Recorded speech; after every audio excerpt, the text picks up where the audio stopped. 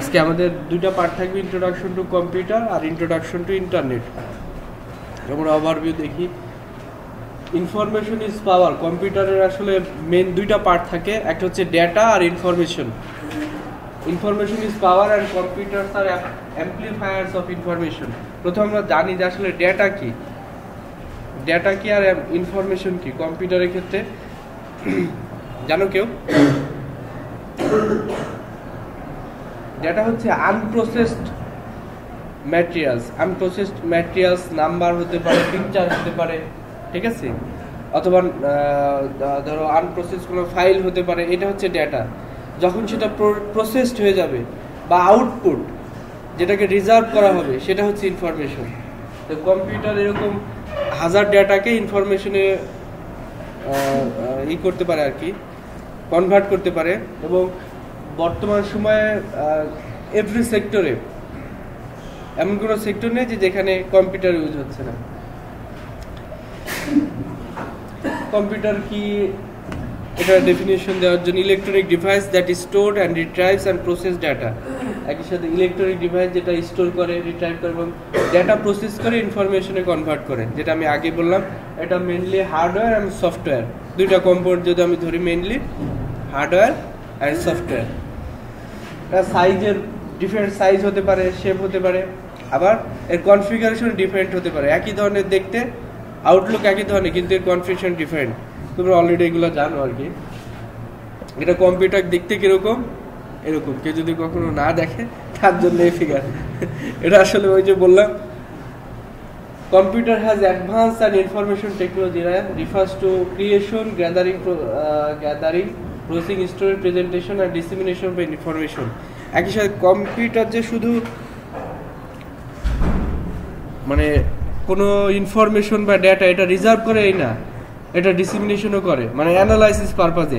যেরকম আমরা যদি এডুকেশন সিস্টেমের সাথে কম্পেয়ার করি, তাহলে আমাদের এই লেভেলের সাথে কম্পিউটার অনেকটা মিল আছে। আগের যে দুই লেভেলে লেখাপড়া করে আসছো সেটা হচ্ছে একটা স্টোর বা ক্যাপচার জিনিসকে তোমরা জেনে আসছো, কিন্তু এখানে ডিসেমিনেশন পার্টটাও পড়ে।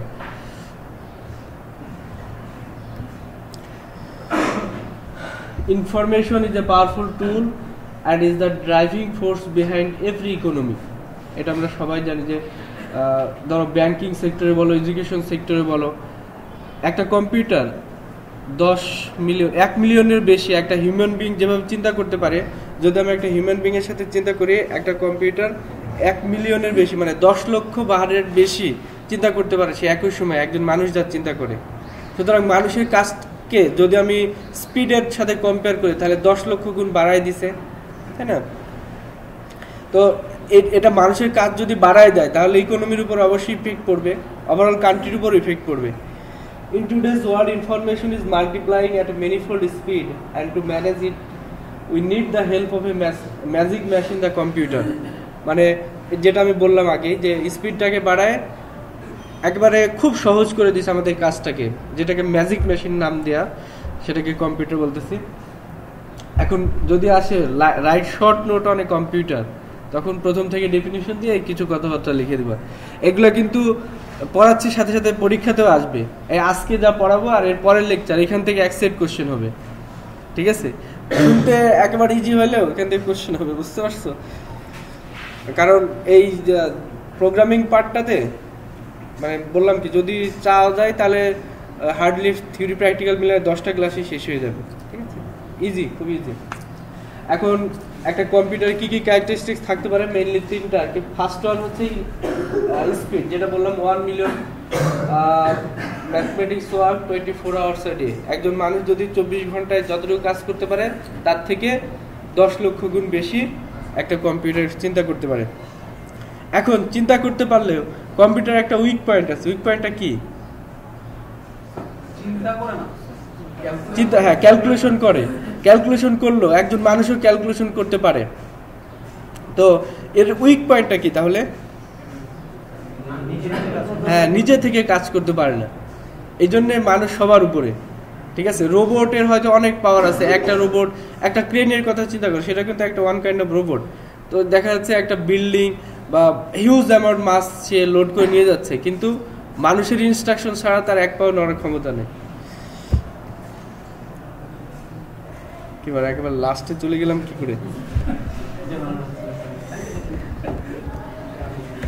না, আমাদের তো আসলে প্রথমে আমি বলে নিয়েছি অ্যাকুরেসি এটা খুবই মানে যদি তোমার ইনপুট দেওয়া এবং প্রসেসিং যদি ঠিক থাকে তাহলে আউটপুট রেজাল্ট অবশ্যই অ্যাকুরেট হবে। এই জন্যে যখন ধরো আমরা কাজ করি তখন তার কম্পিউটারে কাজ করার সুবিধা আছে। সুবিধা হচ্ছে যদি তুমি কাজ করার প্রসিডিউরটা জানো তাহলে 100% অ্যাকুরেট হবে, আর যদি না জানো তাহলে 100% ভুল হবে। যেটা ম্যানুয়াল করলে কিছুটা মানে ভালো কিছু খারাপ এরকম হওয়ার সম্ভাবনা ছিল। এই জন্য ভিতরের প্রসিডিউরটা যদি তুমি ঠিক রাখো এবং ইনপুট আউটপুটের মধ্যে কম্বিনেশন থাকে তাহলে 100% অ্যাকুরেট রেজাল্ট দিবে। আরেকটা হচ্ছে রিলায়েবিলিটি। কম্পিউটার মানুষের মতো টায়ার্ড বা এই জাতীয় হওয়ার সম্ভাবনা নেই। সে যদি ইলেকট্রিসিটি পাওয়ার এবং তার ডিভাইসগুলো সব ঠিক থাকে 24 আওয়ার কাজ করবে, কোনো অসুবিধা নাই। হ্যাঁ, হ্যাং করবে, আমি তো কন্ডিশন দিয়ে দিচ্ছি যদি তার ডিভাইস ঠিক থাকে। হ্যাং করে যাওয়া মানে কি তার সফটওয়্যারের প্রবলেম, অথবা যদি রিস্টার্ট নেয় বা কোনো একটা ডিভাইস ম্যানেজ হয়েছে তার হার্ডওয়্যারের প্রবলেম, যদি ঠিক থাকে। Usefulness of computer, high storage capacity. এখন যে আমরা ছোটো সিপ 128 GB বা 1 TB এরকম ডিভাইস স্টোরেজ ক্যাপাসিটি উঠে গেছে, সুতরাং সেটা নিয়ে বলা কিছু নেই। তারপরে diligent, unlike human computer does not get bored, এটা আমি অলরেডি বললাম, লং আওয়ার ধরে কাজ করতে পারে। তারপরে versatility, computer can perform various job efficiently and it work in various areas, যেটা আমরা দেখাবো আর কি ইউজফুল কি কোন কোন এরিয়াতে মেনলি কাজ করা যায়। আসলে এরিয়া বলতে গেলে কোনো কিছু বাদ রাখা যাবে না। এইরকম যদি কোনো কোশ্চেন দেওয়া যায় আমার মনে হয় যে সব ছেলে 2-3 পেজ করে লিখে দেবে। এমন কোনো এরিয়া বাদ আছে যেখানে কম্পিউটার ইউজ হচ্ছে না? তারপর একটু সামারি করে দেখা। Field of education, computers are used in teaching aid and as research টুল। তারপর দেখো medical field, railway air ticket reservation. কেউ বাংলাদেশে রেলওয়ে টিকিট কাটতে পারো অনলাইনে? কি দিয়ে বলো তো? নাম কি? ই-সেবা। ব্যাংকিং অ্যান্ড অ্যাকাউন্ট, কম্পিউটারের use, communication, email, video conference, banking, brokerage, etc. তারপরে ওয়েদার ফোরকাস্ট কি কেউ দেখছো কম্পিউটারে? দেখো নাই মনে হয়। দেখছো? দেখো নাই। এটা রাডার স্টেশন ছাড়া তুমি দেখতে পারবে না। রাডার স্টেশনে ওয়েদার ফোরকাস্ট আমি সরাসরি ভিজিট করছি, তাই জাস্ট 2টা শব্দ বলা। ফোরকাস্ট এরকম যে একটা ফ্রিকোয়েন্সির ওয়েভ ছাড়া হয়, ঠিক আছে? ফ্রিকোয়েন্সির ওয়েভ ছাড়া হলেও দেখা যাচ্ছে যে 7000-এর মতো মাইক্রোওয়েভ ছাড়া হইলো। মাইক্রোওয়েভের কি ইউনিট কি? হার্স। এই হার্স ছাড়া হইলে তার 0.24 অথবা দেখা যাচ্ছে 1-এর কম এতটুকু ফেরত আসবে, সেটা দিয়ে ফোরকাস্টিং হয়। যেটা ফেরত দিবে সেটা ধরো একটা নির্দিষ্ট এর আবার আছে আর কি, রেঞ্জ আছে যে 200 কিলোমিটার 400 কিলোমিটার এরকম রেঞ্জের মধ্যে যাবে, গিয়ে আবার ফেরত আসবে, তবে 1-এর কম ফেরত আসে, তার উপর দিয়ে ফোরকাস্টিং হয়। এখন দেখো যদি এটা কোনোভাবে বেশি বাড়ানো যায় তাহলে ফোরকাস্টিং কিন্তু একেবারে অ্যাকুরেট হবে। তারপরেও যা করে মোটামুটি ঠিকই আছে, কাছাকাছি যায়। তারপর space research, design research work, আমাদের ক্ষেত্রে এটা একটু বেশি কাজে লাগবে কম্পিউটারের ব্যাপার সেপারে। তারপর এডুকেশনাল পারপাস, এগুলো মেইনলি মেন সেক্টর। আরও সব কিছুই আছে, তোমরা যখন আসবে কোশ্চেন লিখে দিবা। একটা কম্পিউটার দেখতে কিরকম, মডার্ন কম্পিউটার এরকম। আচ্ছা, হিস্টোরিক্যাল ফ্যাক্ট দেখি বাংলাদেশের ক্ষেত্রে কম্পিউটার কিভাবে আসছে। এটা আমাদের জানা নেই মনে হয়। যে ফার্স্ট হোম পার্সোনাল কম্পিউটার ওয়াজ সোল্ড আনটিল 1977 এর আগে বাংলাদেশে মানে ওইরকম ভাবে হোমে ইউজ করবা পার্সোনাল কম্পিউটার কখনোই আসেনি, মানে এর আগে আসেনি। যদিও সারা পৃথিবী জুড়ে, মানে বাংলাদেশের কথা বললাম প্রথম শব্দটা, কিন্তু সারা পৃথিবী জুড়ে তখন 2 বিলিয়নের বেশি পার্সোনাল কম্পিউটার ছিল। তাহলে দেখো বাংলাদেশ কত পিছায় 1977 সালের আগে, ঠিক আছে? যেখানেই থাক ছিল আর কি। তারপর হাইবার 10 years later in 1993 number of had jumped more than 10 million, যেটা সারা পৃথিবী জুড়ে 90 মিলিয়নের বেশি চলে আসছে। এখন বাংলাদেশের ক্ষেত্রে দেখি, প্রথম কম্পিউটার আসছে ইস্ট পাকিস্তানের সময় IBM মেনিফ্রেম 1620 সিরিজ, যেটা পাকিস্তান অ্যাটমিক এনার্জি কমিশন, বর্তমানে বাংলাদেশ অ্যাটমিক এনার্জি কমিশন আছে, ঢাকাতে আসে 1620 সালের দিকে। মানে 1977 সালের আগে ওইটা ছিল, কন্ডিশন হচ্ছে কি মানে পার্সোনাল কম্পিউটার আসেনি, কিন্তু প্রথম আসছে 1620 সালে বাংলাদেশে পাকিস্তান অ্যাটমিক এনার্জি কমিশন, 1964 সালে। এরপরে দেখো 1971 সালের পরে টুকটাক আসা শুরু করছে আর কি এই অ্যাডভান্স আইটি সেক্টরগুলোতে। এরপরে আসছে 1979-এ ডিপার্টমেন্ট অফ বুয়েটে আর কি, কম্পিউটার সায়েন্সের আন্ডারে বুয়েটে আসছে, তখন শুধু পার্সোনাল কোনো কিছু নাই।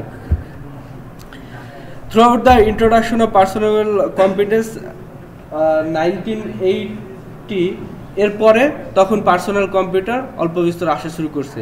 একসময় আমি নিজেও দেখছি, হয়তো আমি তখন ইন্টারমিডিয়েট এসএসসির কিছু আগে একটা কম্পিউটার রুমে মানে এন্ট্রি নিষেধ এরকম থাকতো। তখন ছিল ফ্লপি ডিস্কে 10-12টা ডক ফাইল রাখা যায় ম্যাক্সিমাম, 256 কিলোবাইট। তার মানে এখন হয়তো অনেক হাই লেভেলের ডক ফাইলও রাখা যাবে না সেখানে, 5-6-10 মেগাবাইট। তো আমার প্রত্যেকটা পাওয়ার পয়েন্ট প্রেজেন্টেশনে 10 মেগাবাইট করে, তাই না? এরকম ব্যাপার সেবার ছিল। তো 1980 সালের পরে বাংলাদেশে পার্সোনাল দু একটা আসা শুরু করছে। তারপরে 1983 সালে মিনিস্ট্রি অফ সায়েন্স অ্যান্ড টেকনোলজির আন্ডারে কম্পিউটার একটা কাউন্সিল তৈরি হয়, যেটার লোকেশন হচ্ছে আইডিবিতে। এরপরে মানে বলা যায় যে কমার্শিয়াল লেভেলে কম্পিউটার আস্তে আস্তে আসা শুরু করছে। তারপরে স্ক্রিপ্ট, বাংলা স্ক্রিপ্ট লেখা হয়, বাংলা স্ক্রিপ্ট 1985-এ। তারপরে 1988-এ ন্যাশনাল কম্পিউটার বোর্ড, যেটা কাউন্সিল ছিল সেটা বোর্ডে কনভার্ট হয়, এটা আইডিবিতে তৈরি হয় এবং আইটি রিলেটেড কাজে এটা ইনভেস্ট করতে শুরু করে। তারপর 1995-এ use of internet began and locally made software started to export, যেটা বাংলাদেশে এই সফটওয়্যার ইউজ এবং ইন্টারনেট ব্যবহার শুরু হয় 1995 সালে বাংলাদেশে। আর ব্যবহার শুরু হয় বলতে কি একেবারে ছিল না, ছিল কিন্তু একেবারে মানে স্টার্টিং লেভেলও ধরা যায় না সেটাকে। দেখা যাচ্ছে 2-1 লোক বাইরে গেছে পিএইচডি করতে, বা সফটওয়্যারের 2-1 লোক বাইরে গেছে, তারা এসে শিখে আসছে যে কম্পিউটার আসলে এইভাবে কাজ করতে হয়, এরকম লেভেলে ছিল। তারপর 2013-এর পরে 2013 সালে একটা হয়েছে যে বাংলাদেশের থেকে যে ওয়াসিক ফারহান রূপকথা, এর নাম শুনছো? যেটা ওয়ার্ল্ড ইয়াংগেস্ট আইটি স্পেশালিস্ট হিসেবে গ্রিনিস বুক অফ ওয়ার্ল্ডে নাম আসছে তার মানে আমরা ভালোই আগাইছি শেষ পর্যন্ত। এখন inside view of a computer, আগের একটা ছবি নেওয়া আর কি। এইখানে এখন আর ফ্লপি ড্রাইভ থাকে না, কি থাকে? হ্যাঁ, ডিভিডি রাইটার অথবা ডিভিডি রোম থাকে, আর বাকি সবকিছু ঠিকই আছে। তোমরা সবাই এই বেঞ্চের অর্ধেক একটা ডেস্কটপ কম্পিউটার খুলে দেখবে এরকম আছে কিনা, এবং উল্টাপাল্টা সব খুলে আবার সেট করবা, ঠিক আছে? বিশেষ করে 2-1টা জিনিস, একটা হচ্ছে হার্ড ডিস্ক আর র্যামটা, এটা যেন খুলতে পারো, ঠিক আছে? ভয় পাওয়ার কিছু নেই, খুলে লাগে বা পুড়ে গেলে যাবে, পরে আবার একটা কিনতে, ঠিক আছে? কারণ যেরকম কখনো কখনো রিজার্ভেশনের জন্য দেখা যায় তোমার কম্পিউটার হার্ড ডিস্কের লাইন পাচ্ছে না, অন্য কম্পিউটার খুলে কানেক্ট, এই সাহসটা অ্যাটলিস্ট থাকতে হবে।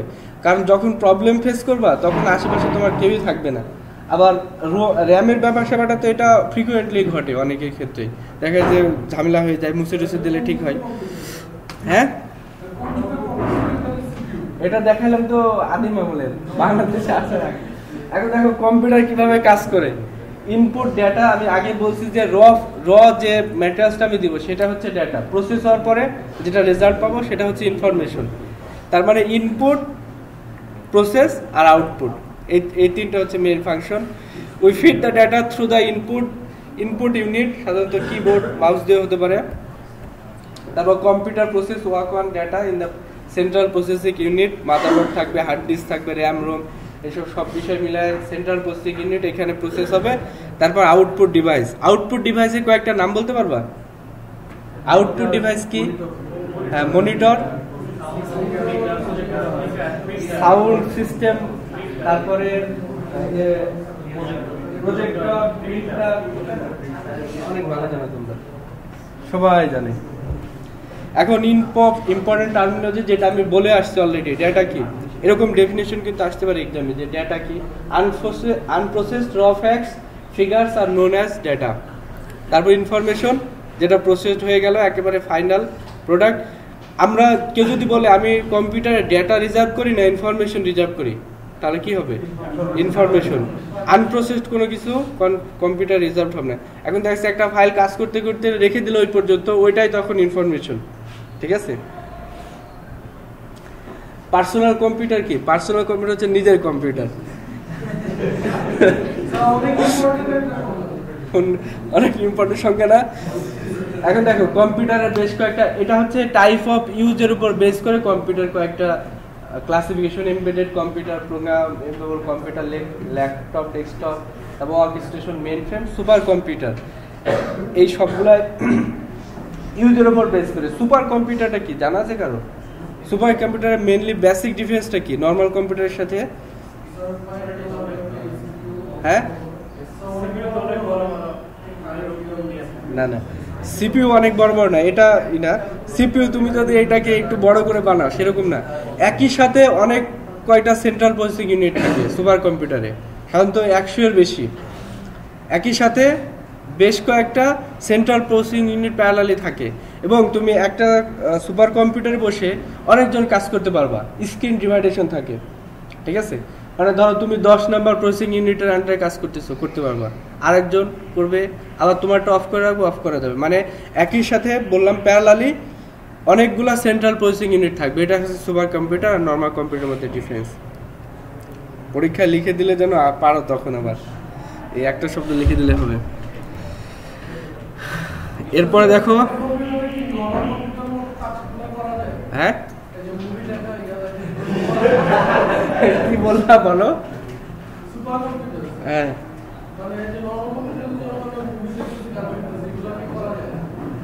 আচ্ছা বলো। তুমি ধরো প্রত্যেকদিন 1 কেজি খাইতে পারো, তোমাকে যদি 100 গ্রাম দেওয়া হয় খাইতে পারবা? পারবা? হ্যাঁ, তাহলে বসো, একটা হাসির গল্প বলে। হ্যাঁ, আমাদের সময় এক মেয়েকে জিজ্ঞেস করছে যে মানুষ ডেইলি কত খায়?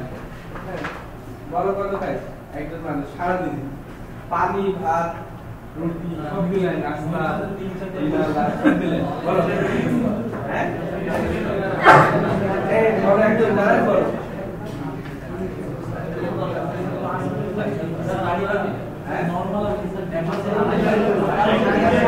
ওজন বলো যে 2 কেজি, 3 কেজি, 4 কেজি, 5 কেজি কাছাকাছি।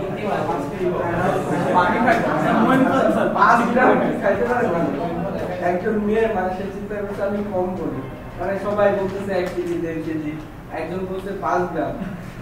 5 গ্রাম যখন সবাই বলছে 5 গ্রাম কিন্তু পিঁপড়ার খাবার না, যদি চিন্তা করো যেভাবে 5 গ্রাম, 5 গ্রাম খেয়ে বাঁচতে পারবে কে এখানে?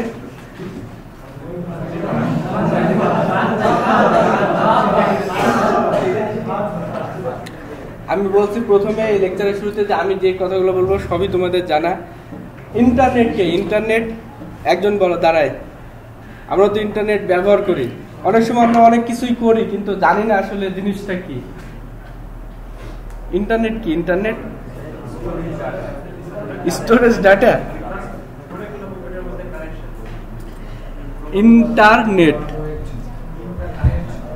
মানে অনেকগুলা কম্পিউটার বা একটা নেটওয়ার্ক, একটা সিস্টেমকে কানেকশন করা, যেটা মানে ইন্টার কানেক্টেড থাকবে একটার সাথে আরেকটা। এটাকে গ্লোবাল সিস্টেম বলতে পারি আমরা। আর এর মেইন যে কম্পোনেন্টটা সেটা হচ্ছে ওয়ার্ল্ড ওয়াইড ওয়েব, যেটা আমরা WWW বলি। Dial up connection, internet access between standard phone line and a modem. একটা কম্পিউটার এবং ফোন লাইন বলি অথবা মডেম বলি, তার সাথে একটা কম্পিউটারের যে কানেকশন, এটা হচ্ছে ডায়াল আপ কানেকশন। তোমরা যখন দেখবা নেট কানেকশন দিতে যাও পার্সোনাল কম্পিউটারে, তখন এরকম ডায়াল আপ কানেকশন থাকে। এরপরে থাকো link, a connection between 2 different web page. দুইটা ওয়েব পেজের মধ্যে যে কানেকশন, মানে ইউআরএলটাকে লিঙ্ক বলে, ইউআরএল। তারপর হচ্ছে network, multiple computer connected to one modem through a router, example LAN, WLAN modem. মানে আমাদের হলে আছে সব কম্পিউটারগুলোকে একটার সাথে আরেকটা কানেক্টেড করা, এটা হচ্ছে নেটওয়ার্ক, যেটা আমি ল্যানের মাধ্যমে করতে পারি, ওয়াইল্যান মানে ওয়াইফাই বলি। অপারেটিং সিস্টেম, এইখানে অপারেটিং সিস্টেম ইনস্টল করতে পারো না কে কে আছো, মানে নিজে পারো না, একবারে থ্রু জিরো থেকে শুরু করে শেষ পর্যন্ত থাকতে পারে এরকম। কে পারো না দাঁড়াও, তোমাদের কম্পিউটার আছে? আছে তোমাদের? তোমার আছে? দেখো আসলে একটু খারাপ হলেও সত্য যে 6 জন এখানে পারো না। এই 6 জনকে শেখাবে কে কে?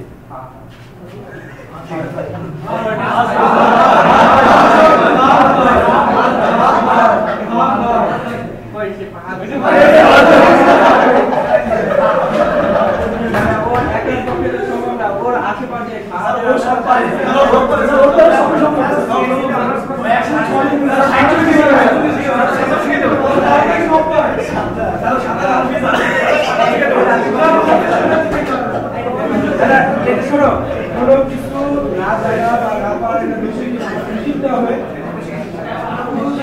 সবাইকে শিখতে হবে। এই 6 জনের এক্সাম হবে অপারেটিং সিস্টেম কিভাবে ইনস্টল করতে হয় A to Z, ঠিক আছে? একজন করে। এই রুমের আশেপাশে তুমি থাকো, এর পাশে আশেপাশে তুমি তামিমের সাথে শিখে নিবা তুমি, আর তুমি ঠিক আছে? এই ও রুমের কি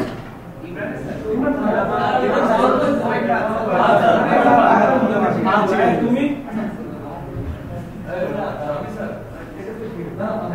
তুমি জাহিদের কাছ থেকে, আর তুমি আর তুমি কার কাছে শিখবা? শোনো, এরকম ছেলে আছে সে 5-7 বছর কম্পিউটার ইউজ করছে, সে মিডিয়া প্লেয়ারটা সেটআপ দিয়ে একটা মুভি দেখবে সেটা হতে পারে না। এরকম আনফরচুনেট হলো সত্যি, এরকম অনেক ছেলেপেলে আছে, ঠিক আছে? কিন্তু সে 7 বছর আগে তার পার্সোনাল কম্পিউটার আছে। এরকমটা হওয়া যাবে না, ঠিক আছে? অ্যাটলিস্ট নিজের বেসিক কাজগুলো, অপারেটিং সিস্টেম কিভাবে ইনস্টল করতে হয়, ধরো ছোটখাটো সফটওয়্যার কিভাবে ইনস্টল করতে হয়, একটা ফাইল কিভাবে ক্র্যাক করা যায়, এর মধ্যে কিন্তু অনেকে বসে থাকতে পারে, মনে করতেছে আমি পারি না, এটা করলে আবার দোষে কিছু। সেও শিখে নিবা, না বললে অসুবিধা নাই, কিন্তু শিখে নিবা নিজের কাজ করার জন্য। তা না হলে এই কোর্সের টোটাল অবজেক্টিভসই বৃথা, ঠিক আছে? এটা আমার মনে হয় 1-2 তে দেওয়া উচিত ছিল। আচ্ছা, অপারেটিং সিস্টেমটা কি? Includes instruction that allow computer to run. একটা কম্পিউটারে যদি ইনিশিয়াল প্রসেস ধরি, প্রসেস করার জন্য যেটা লাগবে অপারেটিং সিস্টেম, ওএস, সংক্ষেপে ওএস বলে। Operating system start up complete the boot up process and process the computer components and environment for actual use. মানে একটা কম্পিউটারের জিরো থেকে শুরু করে স্টার্ট একেবারে ইনিশিয়াল কাজ পর্যন্ত অপারেটিং সিস্টেমই দরকার। এক্সাম্পল হিসেবে লিনাক্স, মাইক্রোসফট, আরও আছে উবুন্টু আছে, তাই না? উইন্ডোজ এক্সপি, সবগুলো উইন্ডোজের বেশি ইউজ করি আমরা। রিকোয়ারমেন্টস টু ব্রাউজ ইন্টারনেট, একটা ইন্টারনেট ব্রাউজ করার জন্য এটা যদি আসে তখন দেখবা আর লিখতে পারবা না। কম্পিউটার আর কম্পিউটার ডিভাইস। এখন কম্পিউটার, মোবাইলটা কি? Mobile computer, one kind of computer, mini computer বলে। এর উপর আমাদের একটা লেকচার থাকবে আর কি, যেটাতে তুমি প্রসেস করতে পারবা। মোবাইলে কিন্তু অনেক কিছু প্রসেস করা যায়, ডেটা প্রসেস করতে পারবা, সেটাই কম্পিউটার হিসেবে ট্রিট করা হবে। কম্পিউটার অথবা কম্পিউটার ডিভাইস ব্রাউজ করার জন্য আমরা মোবাইল দিয়েও কিন্তু ইন্টারনেট ব্রাউজ করতে পারি। পাওয়ার সাপ্লাই লাগবে, ইন্টারনেট কানেকশন, ব্রাউজার হিসেবে বেশ কয়েকটা এক্সাম্পল দেওয়া আছে আর কি, যেটা ইউজ করো। এটাই হচ্ছে ইন্টারনেট, যার ডেফিনেশন আমরা প্রথমে বলছি, ফিগারে দেখানো, একটার সাথে আরেকটার ইন্টার কানেকশন। ইমেইলিং, এটা একদম সহজ মনে হচ্ছে, কিন্তু অনেক সেলের মেইলই, কারণ তুমি ভালো কোনো মানুষের মেইলে যদি মেইল করতে যাও, সেখানে কিছু কনসিডারেশন দেওয়া থাকে, যে একটা মেইলের বেশ কয়েকটা পার্ট থাকে। যদি একটা ইনকমপ্লিট করে, আমার মেইলে দেওয়া আছে ফিল্টারিং, তুমি দিলে সেটা ইসে চলে যাবে, মানে আমার ইনবক্সে না গিয়ে স্প্যাম ফোল্ডারে চলে যাবে, ঠিক আছে? সুতরাং মেইল করার সময় অনেকেই শুধু ফাইলটা অ্যাটাচ করতে পারলেই হয়, অমনি সেন্ডিং বাটনে ক্লিক করে দেয়, তাহলে হবে না, ঠিক আছে? বেশ কয়েকটা পার্ট আছে, আমি দেখাচ্ছি। আমাদের অনেকেরই জানা নেই যে কিভাবে একটা ভালো মেইল লিখতে হয়। দেখা যাচ্ছে তুমি তোমার প্রফেসরকে মেইল লিখতেছো, কোনো রিপ্লাই নেই, আসলে তো মেইল যাচ্ছেই না, সে কখনোই, অনেক মানুষই স্প্যাম ফোল্ডার খুলেই দেখে না, এবং 1 মাস পরে পরে সবগুলা ব্যাক ফাইলগুলো সব ডিলিট হয়ে যায় অটোমেটিক্যালি। ঠিক আছে। আবার যাদের দেওয়া নেই সেখানে আবার যাবে। এখন রেজিস্ট্রেশন করতে হবে, এটা করতে পারবা। সবাইকে একটা করে একেবারে ডিফিনিট জিমেল, ইয়াহু, যেভাবেই হোক একটা অ্যাকাউন্ট থাকতে হবে সবাইকে, ঠিক আছে। সবার কার নাই ইমেল অ্যাকাউন্ট, একেবারে ইমেল করতে পারো পার্সোনাল, এটা সারা জীবন থাকবে এরকম একটা মানে ওই যে মোবাইল নাম্বার দিয়ে ভেরিফাই করা, ঠিক আছে, প্রত্যেকের যেন থাকে। আর সবাই যখন আমাকে সফট কপি পাঠাবা তখন নিজের পার্সোনাল ইমেল আইডি থেকে, এবং যে কথাগুলো বলে দেবো সেইগুলা কনসিডারেশন সহ। একটা যদি না থাকে তাহলে এর আগে যেরকম রিপোর্ট দিয়েছে সব স্প্যাম ফোল্ডার থেকে নিছি আমি ম্যাক্সিমাম মেইল, ঠিক আছে। এবার কিন্তু নিব না, কার্ডটা জমা না হলে বুঝতে হবে তোমার মেইল করা হয়নি।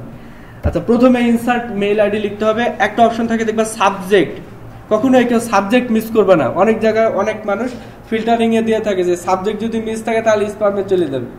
কারণ কি, এগুলো দেওয়ার কারণ হচ্ছে অনেক মানুষ ভুয়া মেইল আইডি মেইল পাঠায়, ঠিক আছে, অনেক অথরিটি, ওইগুলাতে এইগুলোর অ্যাবসেন্ট থাকে। কারণ একজন কমপ্লিট ইমেল দিয়ে সে ভুয়া থেকে পাঠাইতে পারবে না, এই জন্য সেগুলো আবার স্প্যামে চলে যায়, এই ঝামেলা এড়ানোর জন্য। তো সাবজেক্ট অবশ্যই থাকতে হবে, যে যাই হোক একটা শব্দ হলে তোমাকে মেইলে সাবজেক্ট রাখতেই হবে। সাবজেক্টের ওখানে কিছু লিখবা, যে রিপোর্ট, সাবমিশন অফ রিপোর্ট, যাই লেখো কিছু থাকতে হবে। এটার অ্যাবসেন্সে তারপর দেখো কার্বন কপি, সিসি থাকে। কার্বন কপিটা এরকম যে তুমি ধরো 10টা মানুষের নাম লিখতেছো, প্যারালালি সবার কাছে মেইল চলে যাবে, এবং আমার কাছে যখন যাবে তখন আমি বুঝতে পারবো যে এই মেইলটা আরো 9 জনের কাছে গেছে।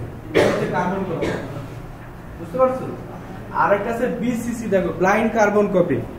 এটাতে যদি তুমি 10 জনের মেইল আইডি লিখে দাও তাহলে কেউ বুঝতে পারবে না, একজন আরেকজন। তুমি মনে করবা বা আমি যখন রিসিভ করবো তখন আমি বুঝবো যে শুধু আমার কাছে আসছে। এটা বিভিন্ন কারণ থাকতে পারে। কার্বন কপি দেখা যাচ্ছে যে একটা নেটওয়ার্কের মধ্যে তোমরা আসো, সবাইকে কনফার্ম করার জন্য তখন সিসিতে দিতে হয় সবগুলা মেইল আইডি। আর দেখা যাচ্ছে তুমি আমাকে দিচ্ছ কিন্তু 500 জনকে বা তোমার আরেকজনকে জানাতে যাচ্ছ না যে আমি অন্যজনকে একই ফাইল সেন্ড করছি, সেখানে ব্লাইন্ড কার্বন কপি বিসিসিতে সব মেইল আইডি গুলো লিখবা, ঠিক আছে। এখন বডি অফ দ্য মেইল, অনেক সময় দেখা যাচ্ছে যে তুমি বডিতে যদি কিছু না লাগে তখন স্প্যামে চলে যাবে। কয়েকটা পার্ট মেইল আইডিতে তোমাকে লিখতে হবে, সিসিতে লেখো, বিসিসিতে লেখো, বা নর্মাল যেটাতে লেখো সেটা লিখতে হবে। আরেকটা হচ্ছে মেইলের পার্ট, গ্রিটিংস থাকতে হবে প্রথমে, মানে বডিতে কিছু লেখা থাকতে হবে অবশ্যই, ঠিক আছে। তবে ভালো মেইল করার জন্য মেইলের 2 লাইনে লেখো, কিন্তু তার মধ্যে যেন এই জিনিসগুলো থাকে, গ্রিটিংস, মানে প্রথমেই তুমি কুশল বিনিময় করবা। এই জন্য যে দেখা যাচ্ছে যে তুমি বললা যে ফাইল হেয়ার উইথ, এরকম একটা কথা লিখে দিলাম, মানে এখানে ফাইলটা আছে, অথবা কোনো ধরনের কুশল বিনিময় নেই, মানে অনেকটা চিঠির মতো এটা। সেখানে কোনো কুশল বিনিময় নেই যে ভালো আছেন আপনি, আমিও ভালো আছি, এরকম কথাবার্তা, মানে গ্রিটিংসটা যেন থাকে লেখার মধ্যে। তারপরে মেইন বডি থাকবে একটা, তোমার সেখানে ডেসক্রিপশন থাকবে যে তুমি কি লিখতেছো। প্রথমে মেইল খুলে আমি তো আর অ্যাটাচ ফাইল ওপেন করবো না, তোমার মেইলটা ওপেন করবো, করে পড়বো যে আসলে এর মধ্যে কি আছে, ঠিক আছে।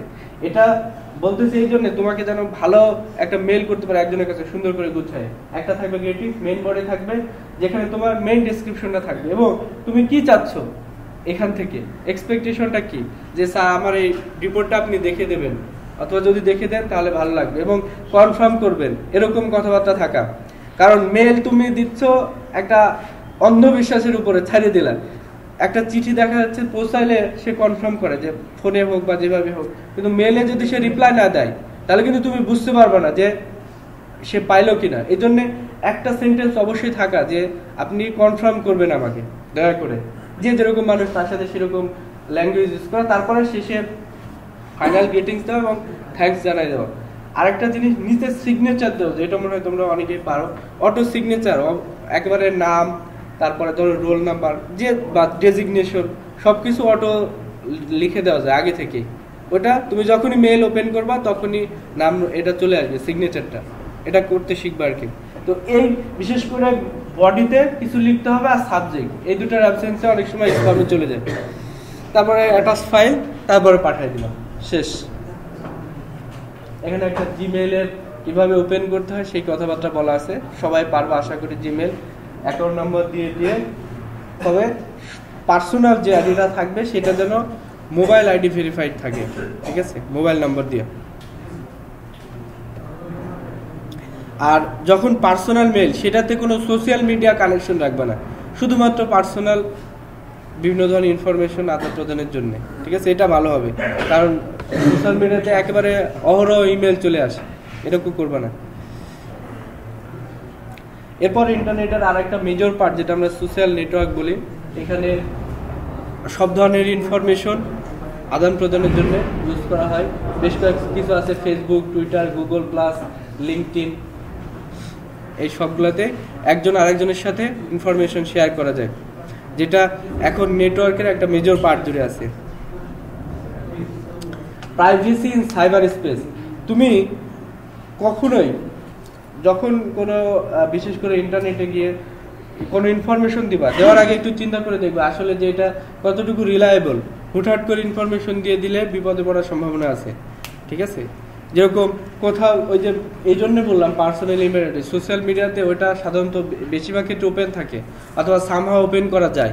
ঠিক আছে, সেক্ষেত্রে দেখা যাচ্ছে তুমি কোনো গুরুত্বপূর্ণ ডকুমেন্ট মেল করলা, তখন তোমার ইমেল আইডিটা হ্যাক হয়ে গেল, ঠিক আছে, অন্যজনের কাছে চলে গেল, তখন সে তার ফাইলটা ডাউনলোড করে নিল, ঠিক আছে। তো এই ক্ষেত্রে একটু চেক করে দেখা যে আমি কোথায় দিচ্ছি বা দিলে অসুবিধা আছে কিনা, ঠিক আছে। কম্পিউটার ভাইরাস, ভাইরাস কি? ভাইরাসও এক one kind of program, small program, যেটা কম্পিউটার যখন তুমি ওপেন করবা তখন তোমার কম্পিউটার ফাইলগুলোকে অ্যাফেক্টেড করে ফেলবে। এবং ভাইরাসটা আর একটা মানে খারাপ উপায় হচ্ছে যে তুমি যখন একটা কম্পিউটার থেকে আরেকটা কম্পিউটারে ফাইল ট্রান্সফার করবা, ভাইরাসের সাথে সাথে ট্রান্সফার হয়ে যাবে, অটো ট্রান্সফার, সব ধরনের ভাইরাসে, ঠিক আছে। এখন কিভাবে প্রোটেক্ট করবা? না, হার্ডওয়্যারের ক্ষতি করতে পারে না।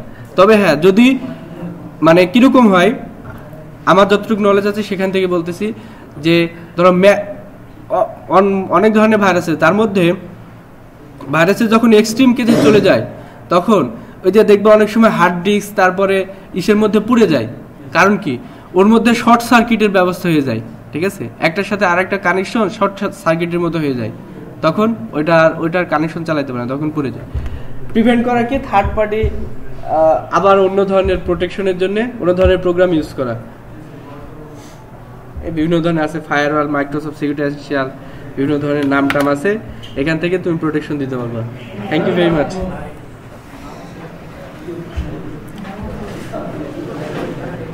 খুব মজার ক্লাস, তাই না?